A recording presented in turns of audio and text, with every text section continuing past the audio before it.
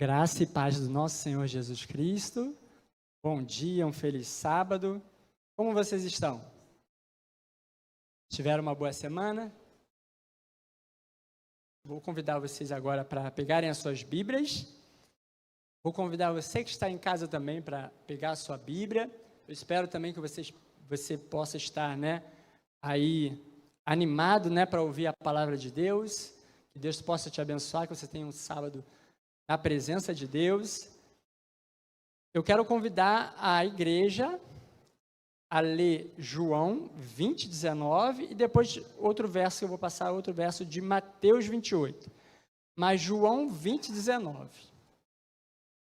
Primeiro lugar.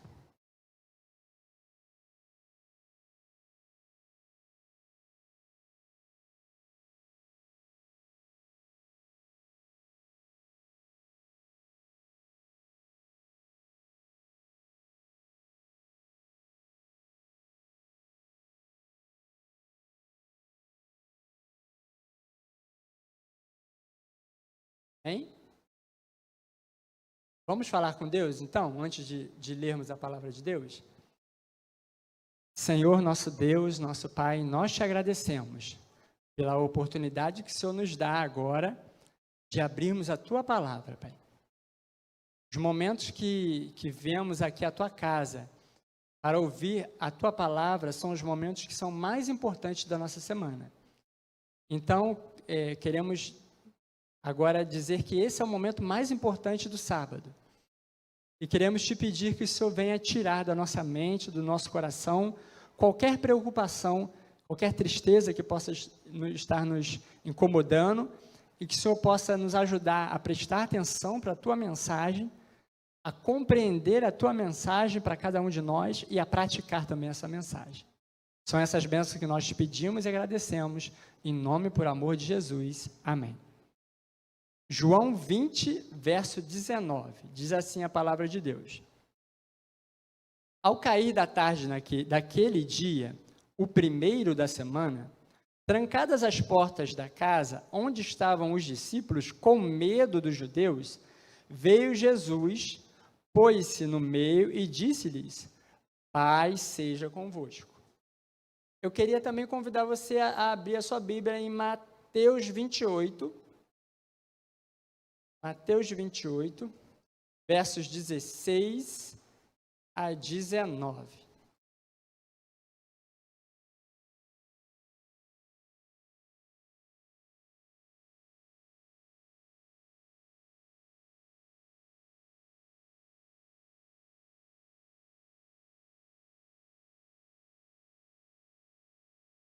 Amém? Seguiram os 11 discípulos para a Galiléia, para o monte que Jesus lhes designara. E quando viram, o adoraram, mas alguns duvidaram. Jesus, aproximando-se, falou-lhes, dizendo: toda a autoridade me foi dada no céu e na terra. Ide, portanto, fazei discípulos de todas as nações, batizando-os em nome do Pai e do Filho e do Espírito Santo. Então, o verso que nós lemos em João fala que os discípulos sentiram o quê, gente? Medo. Ouvi aqui uma vozinha aqui, outra voz ali, medo. E em Mateus 28, 16 e 19, vai dizer que alguns dos discípulos estavam pensando, estavam tendo um problema com uma voz, dúvidas. Wellington, prestou atenção. Medo e dúvidas eram sentimentos, eram pensamentos que cercavam os discípulos quando Jesus havia morrido e ainda havia ressuscitado, De acordo com Mateus, a sombra que envolvia os discípulos por ocasião da ressurreição era a dúvida, Alguns duvidaram, isso aí a Escritura fala categoricamente. Uma vida de dúvidas não pode ser feliz. Um cristianismo enfraquecido por dúvidas não é saudável. A igreja dos sonhos de Deus aprendeu as virtudes da confiança e da segurança.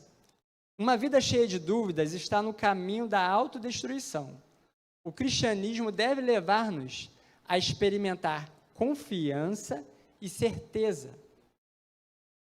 O que fez Jesus para ajudar os seus discípulos a vencer as dúvidas e a vencer o medo? Jesus não deu muitas explicações para eles.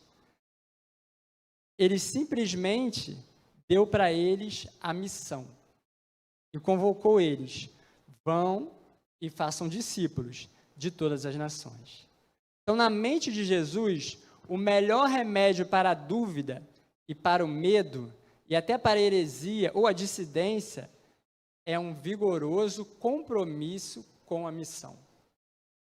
A vida de uma pessoa que se compromete em levar outros a Cristo tem pouco espaço para a dúvida. Vocês concordam comigo? Disso nós podemos perceber que Deus usa a missão com o propósito de abençoar os que serão alcançados, mas também abençoar a nós, aqueles que aceitarmos participar dessa missão. Então, Deus tem um propósito para nós. Qual é esse propósito? A missão. O tema dessa manhã, e que nós gostaríamos de conversar melhor, vou pedir ali para o pessoal botar o PowerPoint para mim.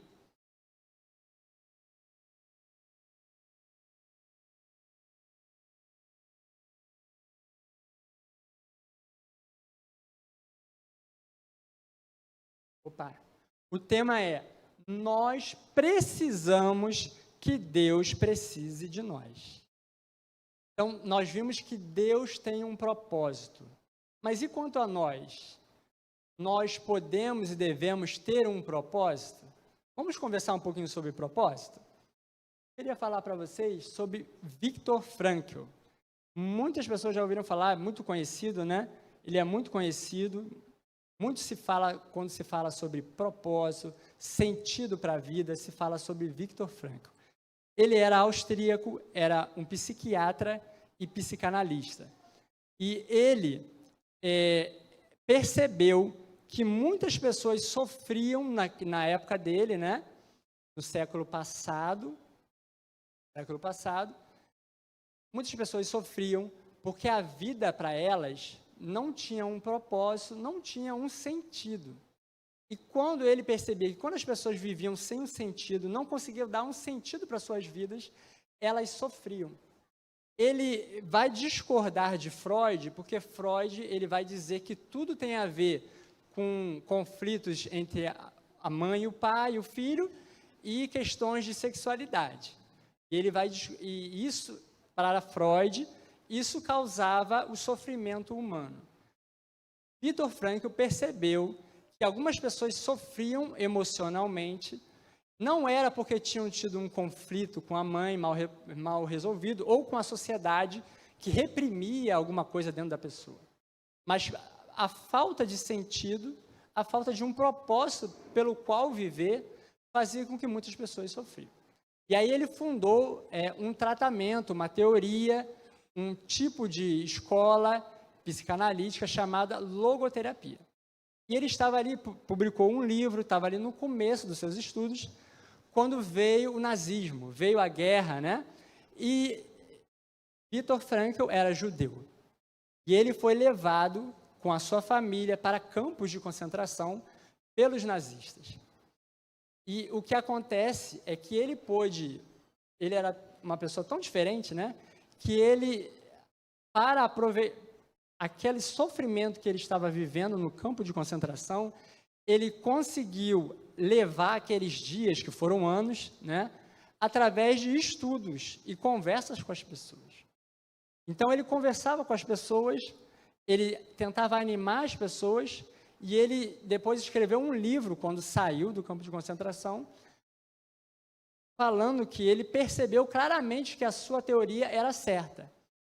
Quando as pessoas tinham um motivo para sair daquele lugar, se acabasse aquela perseguição, aquele sofrimento que os judeus passavam, de ver pessoas sendo mortas na câmara de gás, sendo eletrocutadas, levando tiro, tendo que fazer trabalhos forçados, sofrendo muito com fome, né? as pessoas sofreram muito, né, na mão dos nazistas, mas quando ele percebia que algumas pessoas tinham um motivo para fazer, alguma coisa para fazer quando saísse dali, alguma causa para lutar depois que saísse dali, as pessoas aguentavam mais fortemente.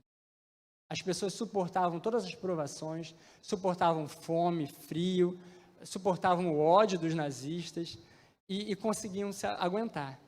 Mas a pessoa que não tinha uma pessoa para voltar, não tinha um sentido, um propósito para fazer depois daquela situação, muitas delas perdiam a esperança e mesmo que elas não fossem mortas na câmara de gás, elas iam lá para o arame farpado ou para as cercas eletrocutadas e elas mesmas davam fim à sua vida, porque não aguentavam o sofrimento que elas estavam passando, né?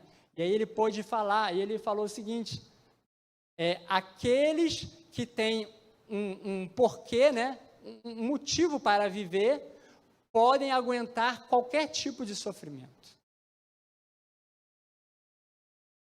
E ele vai falar para a gente sobre propósito, né? Hoje nós vimos que a questão do propósito, a questão do sentido combina totalmente com a nossa humanidade. Nós vimos entre as pessoas que mais cometem suicídio, nós vemos os jovens.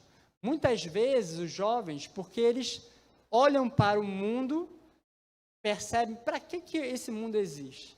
Para que eu estou aqui? E quando eles não conseguem perceber um sentido para a vida, um propósito para as suas vidas, muitos entram em depressão. E a depressão, ela não é uma coisa qualquer. A depressão, ela é muito perigosa. Porque normalmente, a pessoa que tem vontade de suicidar, que tem pensamentos de suicídio, é uma pessoa, mais de 90% dos casos, uma pessoa com depressão. Então, hoje, ao nós filosofarmos, né, sobre o que seria da nossa vida, o que o ser humano vai fazer com sua vida. Você pode não filosofar, você pode não gostar de filosofia, mas todo mundo acaba escolhendo um desses 3 caminhos, que seria ter uma vida com propósito, ou no lugar do propósito, ter uma vida com prazer, uma vida em que você faça várias coisas que você gosta, ou também tem aquelas pessoas que dizem que a vida não tem sentido nenhum. A vida não tem um propósito, a vida não tem um sentido, a vida não tem um sentido. Você simplesmente deve viver essa vida porque você nasce, cresce, se reproduz e morre. E depois disso não vai ter mais nada. Então você tem que aceitar isso e viver a sua vida. Então vamos comentar um pouquinho sobre isso? Em primeiro lugar, né? O número 2, pessoas que tentam viver a sua vida com muito prazer. O que vocês acham? Você acha que esse é um caminho bom?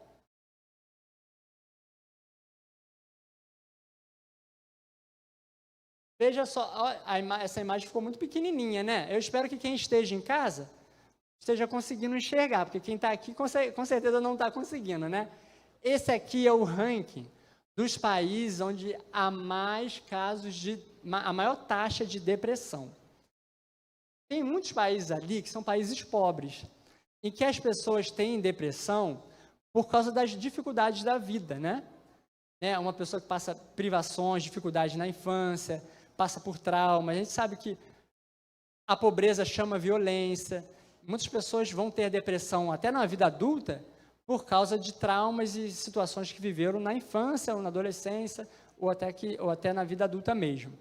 Mas o primeiro lugar da lista me chama a atenção, porque é os Estados Unidos, um país em que, teoricamente, né, as pessoas não passam tanto sufoco pela pobreza, né?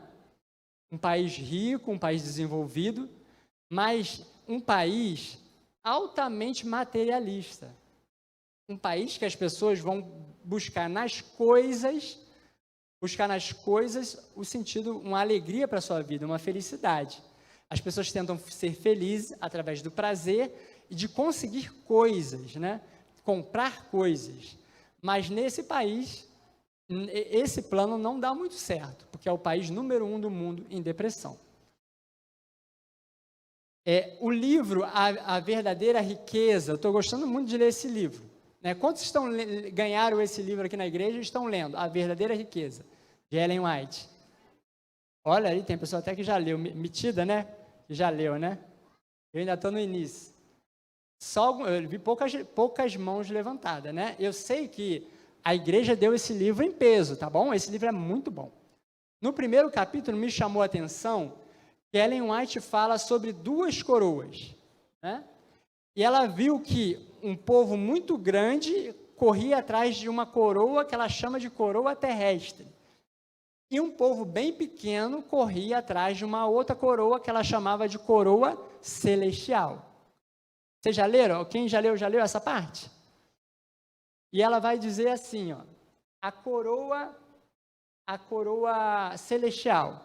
Aí ela fala assim: escrita nessa coroa havia as palavras: todos os que me conquistam são felizes e terão a vida eterna.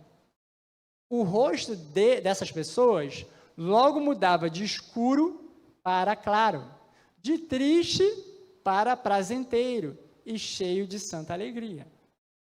Mas ela também viu um povo muito grande que lutava, corria, brigava e fazia barulho. E era um povo muito numeroso que corria atrás da coroa terrestre. E nessa coroa estava escrito: tesouros terrestres, a riqueza é um poder. Todos os que me conquistam têm honra e fama. E muitos que procuravam essa coroa terrestre eram cristãos professos. Alguns pareciam ter alguma luz, olhavam interessados para a coroa celestial e pareciam muitas vezes encantar-se com a sua beleza. Contudo, não tinham o verdadeiro senso do seu valor e glória. Enquanto frouxamente estendiam uma das mãos, a coroa celeste, a outra mão a estendiam avidamente a terrestre, decididos a possuí-la. E na sua diligência ansiosa por obter a coroa terrestre, perdiam de vista a celeste, ficavam em trevas, e mesmo assim andavam às apalpadelas, com ansiedade, buscando conseguir a coroa terrestre. Então, esse é um dos segredos, porque muitas pessoas que se dizem ser cristãs não estão felizes aqui nessa vida. Porque Deus, Jesus veio a esse mundo para nos dar vida em abundância, certo?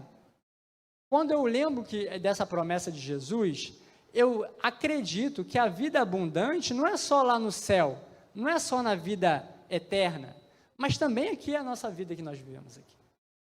Então, quando nós vivemos uma vida com um propósito errado, com os objetivos errados, nós não seremos felizes. Agora, o terceiro caminho, né? É o caminho que normalmente a gente chama de niilismo. É um caminho dos ateus, né? Que a vida não tem nenhum sentido, né? Poucas pessoas realmente ficam nesse caminho a vida inteira, né? Muitos intelectuais que gostam de dizer que Deus não existe, que a vida não tem um sentido. Muitas pessoas que ficam nesse caminho a vida inteira acabam tendo, sim, também depressão. Porque quando nós não temos nenhum propósito, né, a vida acaba não servindo para nada, né? Então, o que acontece? Que muitas dessas pessoas, elas falam que a vida não tem um sentido, que a vida não tem um propósito, mas, na verdade, ou elas vão buscar o sentido número 1, elas escolherem um propósito para a vida delas, ou elas vão buscar nos prazeres, né? Nos prazeres, um sentido. Elas dizem que a vida não tem sentido, mas elas acabam vivendo como uma pessoa que busca algum tipo de propósito, ou vão buscar os prazeres para tentar ser feliz. A Viktor Frankl, ele diz o seguinte, para ele diz: encontrei o significado da minha vida ajudando outros a encontrarem o sentido das suas vidas. Viktor Frankl, ele perdeu as pessoas que ele mais amava no campo de concentração. Ele sobreviveu, mas morreu a sua esposa, seu pai e a sua mãe. E aí ele teve que colocar em prática a sua própria teoria, o seu próprio tratamento. E ele deu um propósito para a sua vida. Qual é o propósito da vida dele? Ensinar a importância de ter um propósito para as pessoas, para que elas pudessem curar os seus sofrimentos, curar as suas feridas.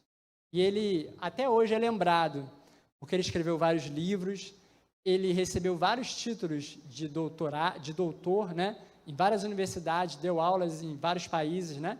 Até hoje é lembrado por isso, porque ele se dedicou a essa missão, né? Então, ele teve que fazer essa missão, a missão da vida dele. A própria teoria que ele escreveu, ele teve que adotar para a vida dele, né? Ao entender, ao ler sobre essas coisas, algum tempo atrás, e também conversando com Deus, lendo a Bíblia, eu percebi que o meu propósito, eu encontrei nesse verso aqui, né? Um verso que Deus estava falando para Abraão, né? Sê tu uma bênção, né? E na minha vida, eu decidi que eu gostaria que outras pessoas fossem abençoadas. Você já parou para pensar nisso? Qual é o propósito da sua vida? Qual o sentido que você tem dado para a sua vida? Viktor Frankl, ele entendeu que nós devemos transformar os aspectos negativos da nossa vida em algo construtivo. Ele percebeu, quando a gente, até mesmo o judeu, que a princípio não fazia muito sentido, né? Você está num campo de concentração, você vê os seus irmãos morrerem, simplesmente porque um líder, né, não gostava um país não gostava dos judeus e decidiu matá-los. E morreram 7 milhões de judeus. Mas a fé em Israel não acabou. Pelo contrário, aumentou. Para um ateu, diria que os judeus iriam perder a fé por ter acontecido o Holocausto, né? Mas ele percebeu que não. Justamente a fé das pessoas ajudava as pessoas a dar um sentido para o seu sofrimento. Por que eu estou sofrendo? Para que vai servir esse sofrimento? E Viktor, ele percebeu que muitas vezes, se nós conseguirmos dar um sentido para que esse sofrimento, nós conseguimos aguentar qualquer tipo de sofrimento. E hoje eu vejo algumas pessoas dando sentidos para a sua vida, propósitos para as suas vidas, que não são bíblicos, né? E aí quando as coisas desmoronam, a vida parece perder um pouco do seu brilho, né? A Bíblia, por exemplo, vamos falar aqui rapidinho. A Bíblia diz: deixa a tua casa, você vai ser com o seu cônjuge, vai ser uma só carne. Não diz isso que a Bíblia diz? Aí as pessoas, com a sabedoria humana, as pessoas dizem assim, ó, meu filho é tudo para mim. Aí o filho morre, ou o filho cresce, e se casa, e se muda, vai morar numa cidade. Aí a pessoa que vivia com esse sentido, o meu filho é tudo para mim. Aí o que acontece com a vida da pessoa? A vida da pessoa desmorona. Então nós precisamos dar um sentido para a nossa vida que Deus esteja de acordo. Um propósito para a nossa vida que Deus esteja de acordo. Concordam comigo? Veja só esse exemplo daquilo que Viktor Frankl falou. Essa moça chamada, a pequenininha também ali a letra, né? Ofélia, ela perdeu um filho numa discussão de trânsito. E aí, o segundo filho dela ficou muito mal por ter perdido o irmão. E esse segundo filho entrou em depressão. Ela tentou ajudar ele de todas as formas, mas ele cometeu suicídio. Veja que sofrimento dessa senhora. Perdeu 2 filhos. Para muitos seria o fim da vida, né? Muitas pessoas continuam na vida, mas não conseguem mais viver bem, né? Depois de um acontecimento desse, né? E ela viu todo o processo desse filho que adoeceu de depressão. Sabe o que ela fez? com esse sofrimento, ela decidiu dar um propósito. Ela se matriculou numa faculdade de psicologia, se formou em psicologia, e agora ela decidiu que ela ia se dedicar a cuidar dos jovens, para que outros jovens não tirassem a sua própria vida. Então, ela deu um propósito para a vida dela. Aí eu pergunto para você, você já pensou sobre isso? Qual é o propósito da sua vida? Você já enxergou, né, na sua caminhada um sentido para a sua vida? Queria dar 2 testemunhos para você, falar aqui de 2 testemunhos. Um jovem pastor,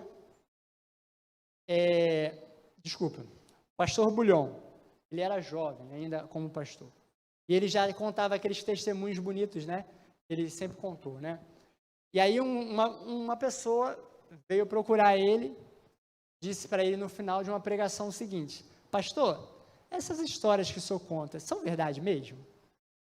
Porque eu não vejo essas histórias tão incríveis assim, em lugar nenhum. O senhor não está inventando, não, essas histórias? Aí o pastor Bulhon explicou o seguinte para essa pessoa. Primeiro ele fez uma pergunta: quantas pessoas você já levou para Cristo? A pessoa abaixou a cabeça, ficou envergonhada, e aí ele fez o seguinte: olha, essa semana eu estou participando de um trabalho no presídio. Você gostaria de ir comigo? E aí aquela pessoa foi, né? A pessoa gostou do trabalho, a pessoa passou a fazer parte daquela equipe, e a partir depois de alguns meses, o pastor Bulhão percebeu que aquela pessoa já estava pronta para liderar aquela equipe. E aí agora, quando essa pessoa encontrava com o pastor Bulhão, vinha contar as histórias do que tinha acontecido, né? Aí o pastor Bulhão brincava, chegava para a pessoa: você tem certeza dessas histórias aí? Você não está inventando essas histórias, não? E a pessoa ria, achava engraçado, e a pessoa entendeu, né? Que a missão que Deus tem como propósito para a sua igreja, ela tirou todas as dúvidas que aquele rapaz tinha. Outra história: um pastor, ele tinha uma senhora da igreja dele que ligava toda semana para ele. Aquela senhora, ela tinha uma vizinha que ela não gostava. Ela achava que aquela vizinha praticava magia negra e que fazia trabalho para roubar o marido dela. E aí ela ligava toda semana para o pastor: pastor, a vizinha isso, a vizinha aquilo. E aí depois ela começou a ligar para o pastor por outros motivos. Pastor, está acontecendo isso, pastor, está acontecendo aquilo. E ela foi criando uma dependência do pastor, de tal maneira que o pastor já não aguentava mais.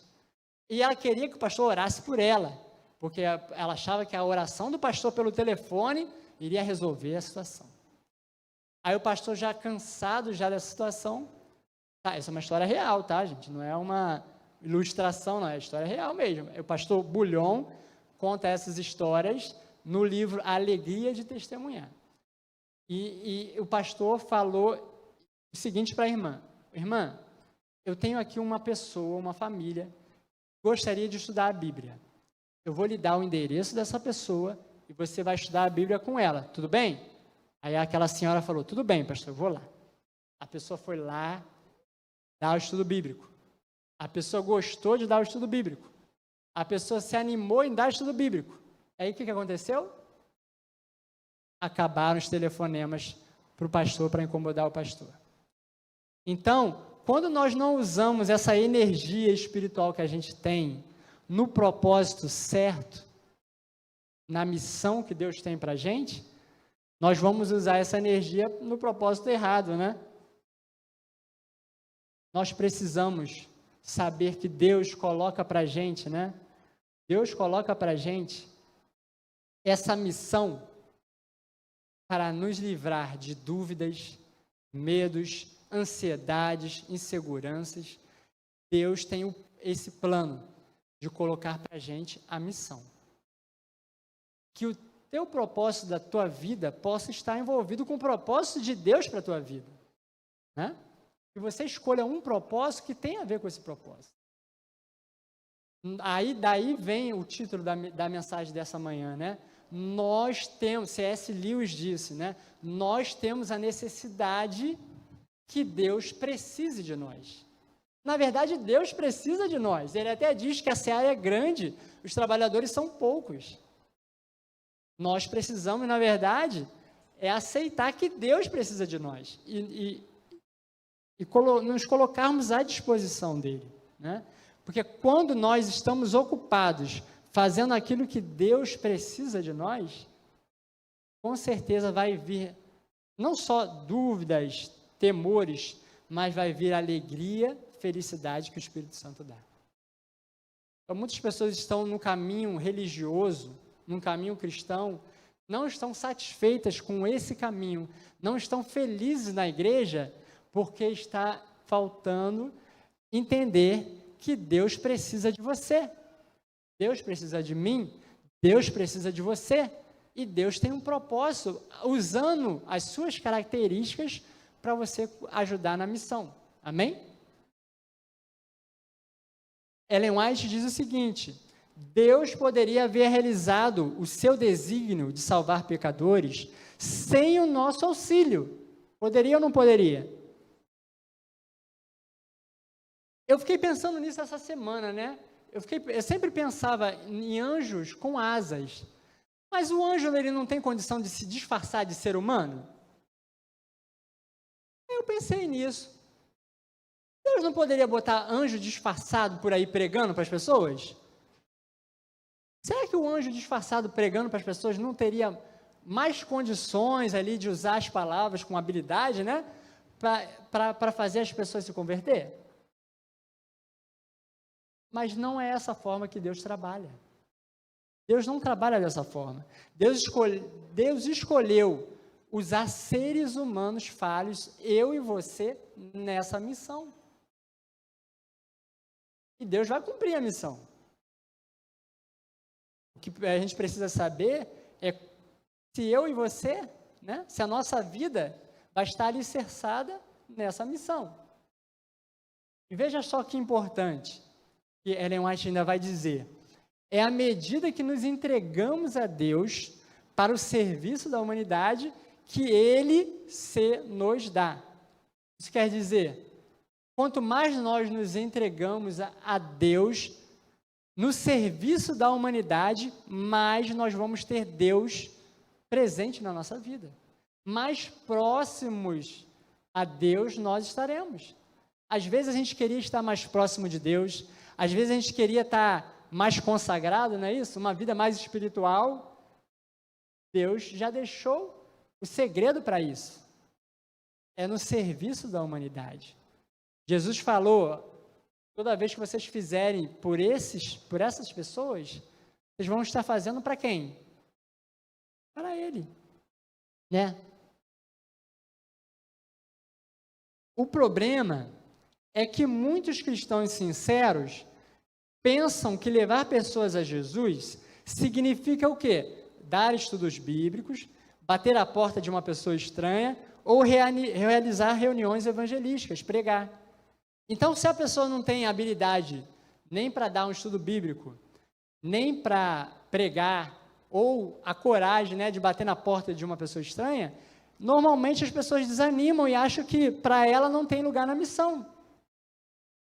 Mas, na verdade, a missão de servir a humanidade, ela exige amor. Amor. É o amar a Deus e amar ao próximo, né? E nós não podemos dizer que amamos a Deus se nós, na verdade, não amamos ao próximo. Então, o cristão, ele deve gostar de pessoas. O cristão deve gostar de se relacionar com pessoas. Porque você só vai amar o próximo na prática, né? Na prática. E hoje nós estamos falando de um mundo que as pessoas estão se distanciando umas das outras, né? Então, eu queria terminar da seguinte maneira, tá? Eu queria perguntar para você, tem alguém aqui na igreja que foi convidado a vir aqui a primeira vez, as primeiras vezes, por uma outra pessoa daqui da igreja de Pavuna? Tem aqui só 2 pessoas, 3 pessoas, 4, 5 mãos, 5 mãos levantadas, né? Eu queria pedir, essas pessoas que levantaram a mão, queria pedir um favor para vocês virem aqui na frente. E eu queria que antes de vocês virem aqui na frente, a pessoa que convidou você para vir aqui, daqui da igreja, está aqui hoje? Viam sim? Sim. Eu gostaria que você trouxesse essa pessoa aqui para frente. Se a pessoa não souber, você ajuda a pessoa a lembrar, que às vezes a gente nem lembra, né? Eu vim aqui a primeira vez. Pode ficar aqui na frente, irmãos. Muito obrigado. O Robert, irmã Isa, irmã Márcia. Estou vendo aqui 4 pessoas. Eu vi umas 5 mãos levantadas. Teve alguma outra mão? A pessoa estava com vergonha? A Vanessa. Não tinha, mas pode vir, Vanessa. Quem foi, Vanessa? Ulisses. Ulisses cumpriu a sua missão, né? Cumpriu o seu propósito nessa vida aqui.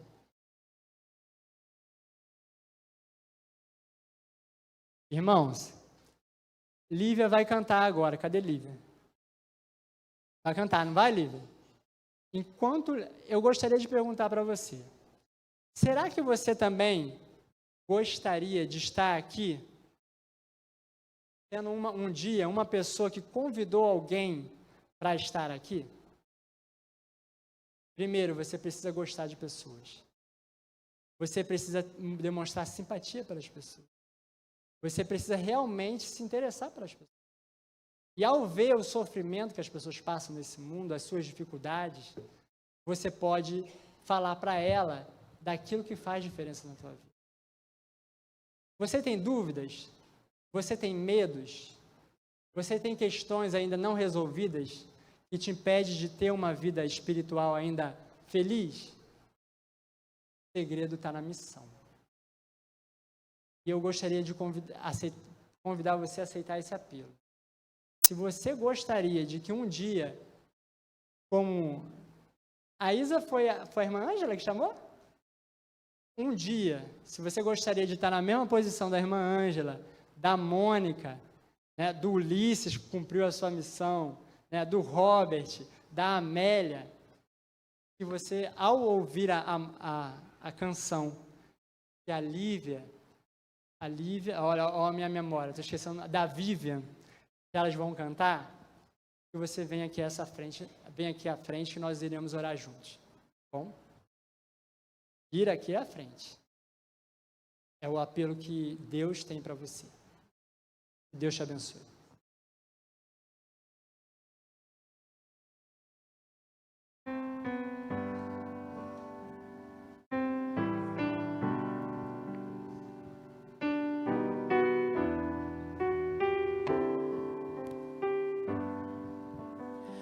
Já posso ver você e eu no paraíso que Deus prometeu.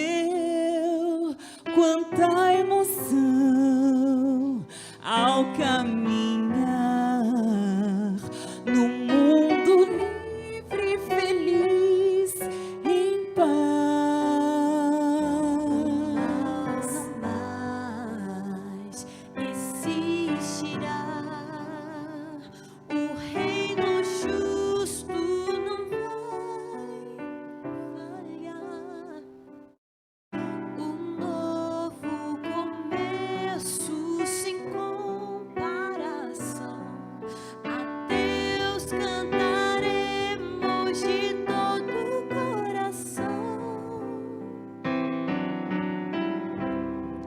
Jeová, nosso Deus, que grande prazer presenciar teu imenso poder. Profundo amor sentimos por ti, ó Senhor, é digno de glória,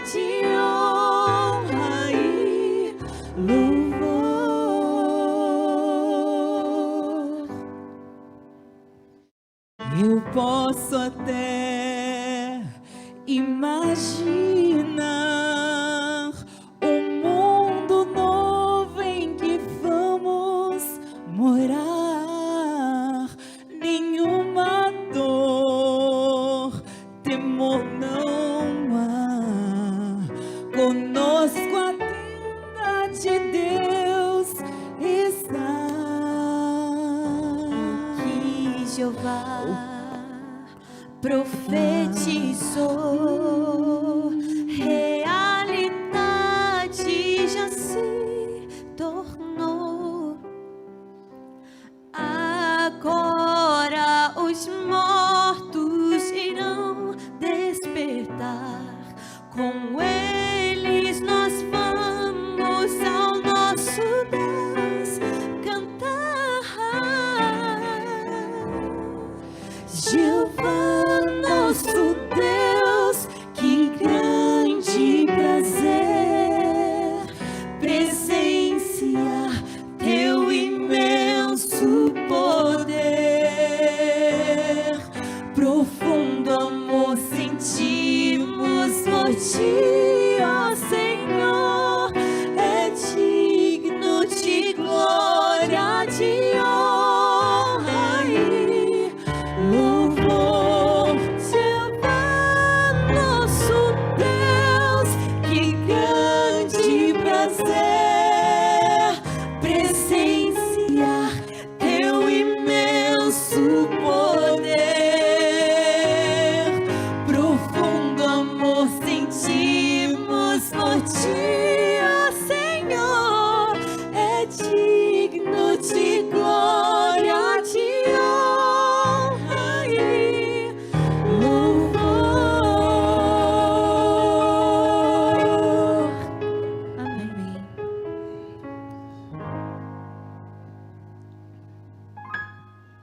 Amém. Amém?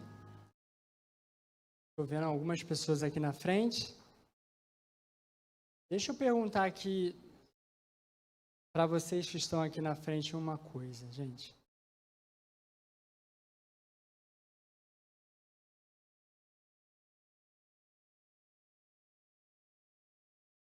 Irmã Ângela, você deu um estudo bíblico para a Isa quando ela chegou aqui na igreja? E ali, tá bom. Mônica, você deu um estudo bíblico para o seu esposo? O Ulisses deu um estudo bíblico para você, Vanessa? Deu. Robert deu um estudo bíblico. Eu esqueço às vezes o nome do amigo aqui, do Guilherme. Robert não deu um estudo bíblico para o Guilherme. Amélia deu um estudo bíblico para a Márcia? Está estudando, inclusive lá na classe, né? Vocês perceberam que algumas pessoas foram ganhas para Deus sem que quem trouxesse elas desse um estudo bíblico? Quando eu vejo que algumas pessoas não aceitam um apelo desse, não vêm aqui na frente, eu estou entendendo, o que eu estou entendendo, duas coisas. E às vezes a pessoa acha, eu não sei dar um estudo bíblico. Então, eu fiz questão de fazer essa pergunta para mostrar para vocês que você transformar a vida do seu amigo que você gosta, você não precisa saber dar o estudo bíblico. Você pode trazer ela e a pessoa aqui, ela vai receber o que ela precisa da Bíblia, né? Para ela tomar uma decisão ao lado de Cristo. Agora, deixa eu falar uma outra coisa aqui para você, porque me preocupa a sua salvação. Preocupa a sua, não é a salvação, antes de preocupar com a salvação dos lá de fora, me preocupa a sua salvação. Olha, certamente, C.S. Lewis disse, certamente você irá realizar o propósito de Deus. Não importa como esteja agindo, mas faz diferença se você vai servir como Judas ou como João. Judas cumpriu o propósito que tinha na Bíblia para ele? Cumpriu. E se salvou? Veja só o caso de Sansão. Sansão cumpriu o propósito que Deus tinha para ele, de derrotar muitos e muitos filisteus? Mas ele viveu bem aqui essa vida? Ele foi feliz? Até, às vezes a gente gosta de transformar Sansão em herói, né? Mas se você for ler a última oração de Sansão, era uma oração egoísta. Ele queria se vingar, né? Então, Sansão cumpriu a missão dele e como ele está lá na galeria da fé, ele vai ser salvo.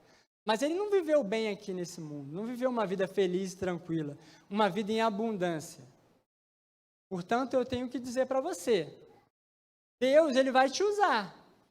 Você cumprindo o propósito que ele tem para você ou não, você escolhendo um propósito para a sua vida ou não, Deus vai te usar. Mas pode ser como Judas, pode ser como Sansão, ou pode ser como João, pode ser como Mateus, né, como Pedro. A decisão é sua. Que Deus, que você possa compreender, né? Que você possa compreender que para resolver suas dúvidas, para resolver seus problemas espirituais, para resolver seus medos, suas ansiedades, Jesus disse, ide pregar o evangelho a esse mundo. E que fazer isso não é só pregar e dar estudo bíblico, é amar o próximo. Que você possa pensar seriamente qual tem sido o propósito para a tua vida e se você tem vivido uma vida com sentido ou não. Eu tive um rapaz chamado Raul, né? Os mais antigos conhecem o Raul e a família dele. Eu estava fazendo um estágio numa empresa chamada FICAP, fazia parte da minha escola técnica, e eu conheci lá o Raul. E eu não tinha interesse em vir a nenhuma igreja. Depois que ele me convidou, demorou mais de um ano para eu vir aqui visitar. Desde o primeiro sábado que eu cheguei aqui, nunca mais me afastei. Hoje eu posso dizer que minha vida tem um propósito. Hoje eu posso dizer que eu sou feliz. E eu agradeço a Deus por também estar aqui cumprindo o meu propósito, servindo e trabalhando pelo próximo. Eu desejo que você também faça isso. Vamos orar? Senhor, nosso Deus, nosso Pai, nós te agradecemos porque o Senhor tem um remédio para todos os nossos problemas, Pai. Para que a gente possa compreender os sofrimentos, as dificuldades dessa vida, para que a gente possa resolver os nossos problemas espirituais, nossas dúvidas, nossos medos, aquilo que nos preocupa. O Senhor já deu a receita para resolver todas essas questões. O Senhor colocou a missão como um propósito para cada filho teu. E que nós possamos sair daqui hoje compreendendo que cada um de nós tem uma missão que o outro não tem como alcançar, que é amar o próximo onde quer que esteja, Pai. E através das suas características, Pai, servir a humanidade. Que o Senhor venha colocar esse desejo no nosso coração, porque desse desejo depende a nossa salvação. Depende também a nossa paz, alegria e felicidade. Que o Senhor venha colocar esse propósito na nossa vida. Perdoa os nossos pecados, perdoa naquilo que temos falhado. É o que nós pedimos e agradecemos. Em nome e por amor de Jesus. Amém.